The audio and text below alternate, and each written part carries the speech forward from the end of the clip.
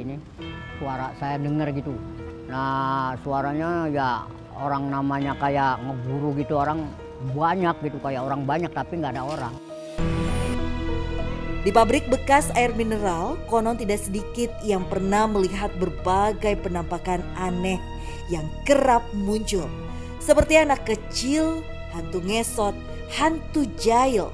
Bahkan menurut orang-orang yang memiliki kemampuan, konon bangunan pabrik bekas air mineral tampak seperti memiliki singgasana kerajaan.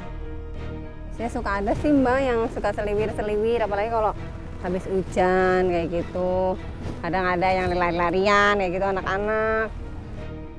Menurut narasumber dan warga sekitar, ada arwah gentayangan orang yang pernah jatuh dari pabrik, hantu nenek hingga penunggu besar yang mendiami tempat ini.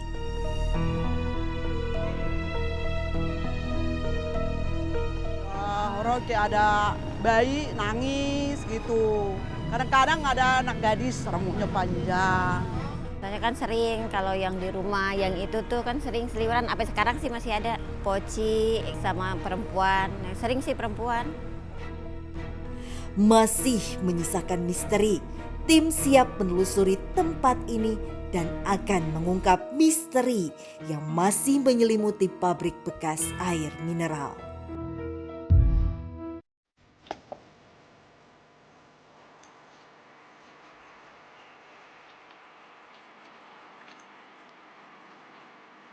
Kami melewati jalan setapak memasuki area pabrik bekas air mineral. Kami melihat sekeliling area ada beberapa bangunan yang sudah tidak ditempati lagi di dalam area pabrik. Saya bersama Rudi merasakan seperti ada kekuasaan dan kekuatan yang besar menguasai tempat ini. Kayak ada mungkin bekas kantor ini. Rudi, sekarang kita udah ada di pabrik bekas pembuatan air minum. Dan sekarang kita lagi ada di daerah Cibubur. Sebenarnya aku nggak tahu banyak sih tempat ini. Itu kenapa kita akan menelusuri malam ini bersama kamu, Ruth. Karena cuman kamu yang bisa nyeritain ke kita semua hal-hal yang pernah terjadi di sini. Apa yang kamu rasain, Rudy? Ada sesuatu, Mes. Ini makhluknya aneh banget. Nah, tuh dia, lihat tuh. Goyang-goyang kan, Mes? Itu kayak goyang-goyang gitu kan. Nah, di situ tuh ada sesosok makhluk perempuan, Mes. Dia tangannya itu seperti gini. Maksudnya? Tapi kakinya itu lumpuh. Jadi dia itu jalannya itu aneh. Kadang dia jalan ngesot, kadang dia jalannya melayang. Dia melayang seperti ini. Dan dia hobi banget ngetok-ngetok jendela. Kan nggak ada jendela di situ. Tadinya ada. Oh, jadi dia udah dari situ dari zaman ini tuh masih beroperasi gitu. Jadi ketika dia tangannya menyentuh, ngintip orang, dia tangannya mengetok-ngetok jendela seperti ini. Tok, tok, tok, tok. Kalau dulu saya lagi tinggal di rumah ini, yang rumah yang di bawah ini sering ketok-ketok pintu, ketok-ketok jendela gitu tuh sepanjang jalan.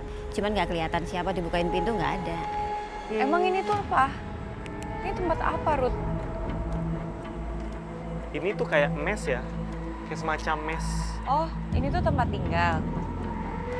Apa? Berarti bukan kantor ya? Awalnya aku kira tadi tuh kayak posko security kantor gitu loh. Ini nggak bisa ke atas ya? Bisa, tapi lewat sini. Dan ini tangganya terputus. Keputus. Nggak bisa naik. Iya, keputus ini, keputus. Oh, jadi itu tangganya dari luar. Terus dia suka ngetok-ngetok jendelanya di mana? Di atas Di apa di atas. bawah? Di atas. Nah, di atas ini biasanya orang tinggal. Jadi tempat Oh. orang tidur itu di atas. Iya, apalagi kan ini kan pabrik ya. Jadi harus ada yang jaga 24 jam sih menurut aku. Dan dia nggak cuma di sini doang, Mes. Jadi dia itu terbang-terbang dari sini ke sana. Ada bahkan ini kayaknya ada yang ngeliat nih, ada yang pernah ngeliat dia. Tolong.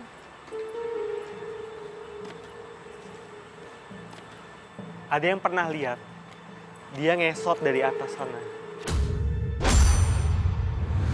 Hah, maksudnya nurunin tangga ini? Jadi ini kan biasa orang lalu lalang di sini. Ah. Kemudian dia nakutin orang-orang. Dia dengan rambutnya yang acak-acakan, tangannya yang aneh gesturnya. Kemudian dia menggesek-gesek pahanya. Dia turun seperti ini. Ih. Ih. Ih. Waktu itu pernah ya ada satu di tangga yang sebelah sini itu Pak, ada yang ngesot-ngesot. Yang lihat anak saya. Itu apa ya Ma yang turun dari atas gitu? Apa sih gitu? Tapi kok dia jalannya nggak pakai kaki katanya kayak gitu. Ya. Astagfirullahaladzim. Dan ini juga ada kaca kan tadinya. Di mana? Di sini ada ruangan juga. Banyak orang yang ketakutan di sini. Karena sosok perempuan itu, Ruth. Betul. Di mana Kamu dia lihat di sekarang, sini Ruth? ada jendela. Iya. Nah, dia biasa ngetok dari sini. Sorry. Maksud kamu dari luar jendela? Dari arah luar jendela. Dan kamu bisa Susah bayangin tengah malam kamu ngeliat seperti itu. Iya, bisa banget ngebayangin. Pasti ketakutan lah. Melihat Iya. malam-malam ada perempuan sosok kayak gitu ngetok-ngetok.